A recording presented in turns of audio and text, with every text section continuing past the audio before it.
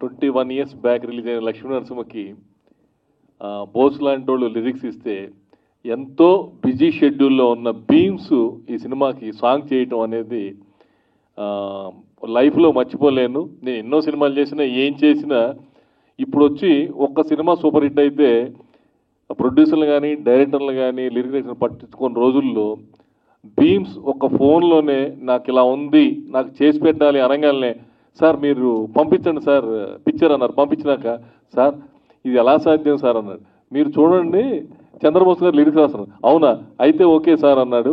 అని ఇంత బిజీ షెడ్యూల్లో ఈ సాంగ్ చేయటం నిజంగా ఆయనకి నా హృదయపూర్వక ధన్యవాదాలు తెలియజేస్తున్నాను బీమ్స్ గారికి.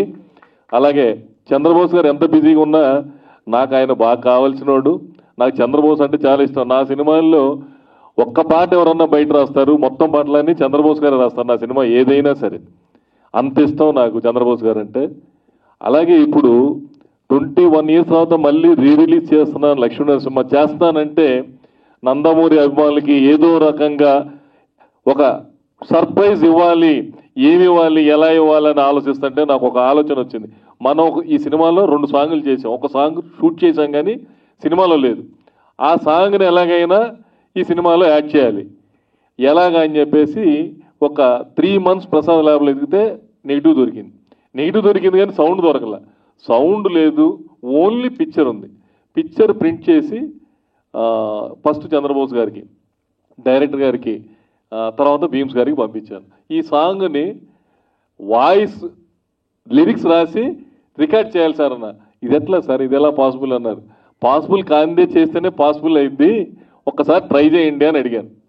ఆ ట్రై చేసింది ఎలా ట్రై చేశారంటే ఒక అద్భుతమైన పాట నిన్న రాత్రి డిస్ట్రిబ్యూటర్కి వినిపిస్తున్నారు. సార్ ఎందుకు సార్ ఈ సినిమాలో కొత్త సినిమా తీసి పెట్టండి సార్, బ్లాక్ బస్టర్ హిట్ అయింది ఈ సాంగ్ అని. అంటే ఈ సినిమా కూడా బ్లాక్ బస్టర్ మళ్ళీ హిట్ అవ్వాలని నా మనస్ఫూర్తిగా కోరుకుంటూ నందమూరి అభిమానులు ఇది ఈ సినిమాని పెద్ద హిట్ చేయాలి మళ్ళీ.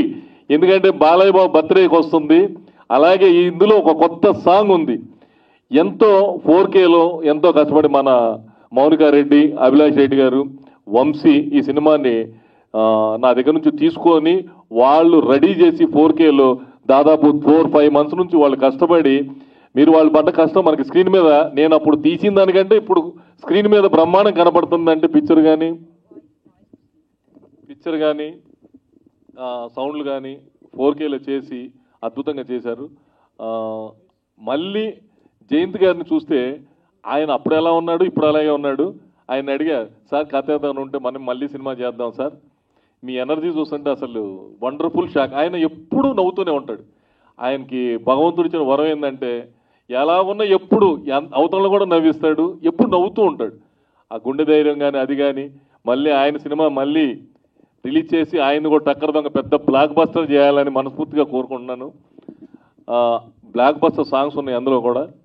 అలాగే ఈ సినిమా ఇంత తక్కువ టైంలో నాకు మంచి సాంగ్ ఇచ్చిన బీమ్స్ గారికి మళ్ళీ నా హృదయపూర్వక ధన్యవాదాలు తెలియజేస్తున్నాను. రిలీజ్ చేస్తున్న మౌకారెడ్డి, అభిలాష్ రెడ్డి గారికి, వంశీకి థ్యాంక్స్ చెప్తూ, జయంత్ గారికి, చంద్రబోస్ గారికి థ్యాంక్స్ చెప్తూ సెలవుతున్నాను. Thank you.